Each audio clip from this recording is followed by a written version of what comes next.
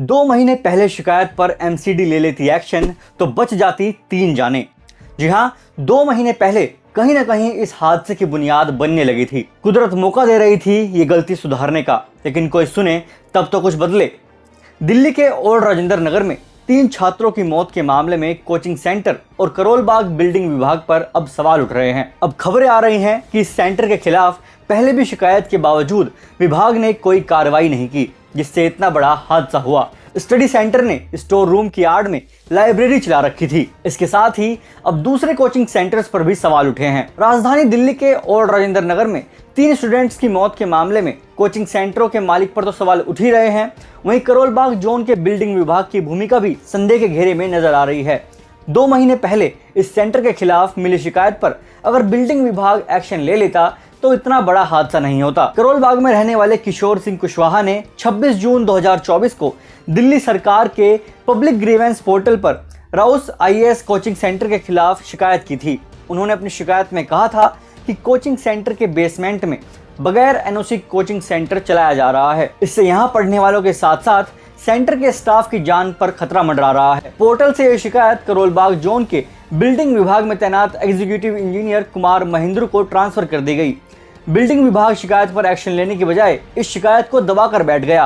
करीब 2 महीने इंतजार करने के बाद भी जब शिकायत पर कोई एक्शन नहीं हुआ तो शिकायतकर्ता ने 15 जुलाई 2024 और 22 जुलाई 2024 को रिमाइंडर भेजकर अधिकारियों से गुहार लगाते हुए कहा कि ये बहुत गंभीर मामला है, इस पर तुरंत एक्शन लिया जाना चाहिए।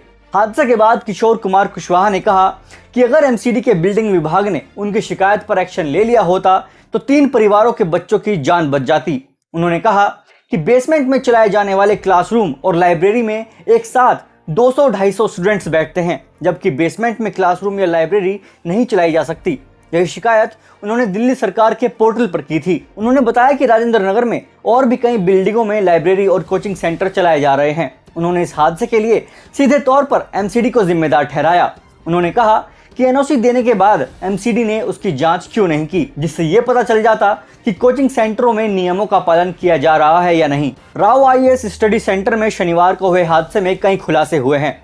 स्टडी सेंटर ने स्टोर रूम के नाम पर दमकल विभाग से फायर एनओसी ली हुई थी, लेकिन वो उसमें लाइब्रेरी चला रहे थे। हैरानी की बात तो यह है कि दमकल विभाग जब निरीक्षण करने गई तो राव आईएएस स्टडी सेंटर वालों ने उन्हें स्टोर रूम ही दिखाया था, जिसे एमसीडी ने भी पास किया हुआ था। लेकिन शनिवार की घटना के बाद पता चला कि यहाँ लाइब्रेरी चल रही थी। दमकल विभाग के निदेशक अतुल गर्ग ने बताया कि उनके पास स्टडी सेंटर वालों ने स्टोर रूम की बात कहकर फायर एनओसी का आवेदन किया था। आवेदन मिलने के बाद उनकी टीम ने स्टडी सेंटर का निरीक्षण किया, जहां उन्हें स्टोर रूम ही मिला। इसके साथ ही आग से बचाव के लिए जो फायर के नियम होते हैं वो सही पाए गए। सभी चीजों को चेक करने के बाद कोचिंग सेंटर को एनओसी दी गई। कोचिंग सेंटर वालों के पास एमसीडी द्वारा पास किया गया लेटर भी था। इस खुलासे के बाद अन्य कोचिंग संस्थानों के सुरक्षा इंतजामों पर भी अब बड़े सवाल खड़े हो गए हैं।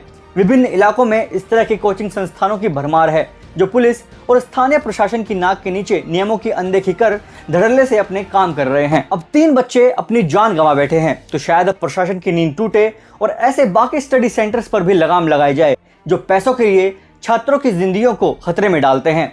कहीं ना कहीं इस हादसे का सबसे बड़ा कारण दिल्ली सरकार के वो भ्रष्ट कर्मचारी भी हैं जो अपना काम सही से करना नहीं जानते। और ऐसे हादसों से पता चलता है कि ये सरकार अपने कामों में कितनी नाकाम है।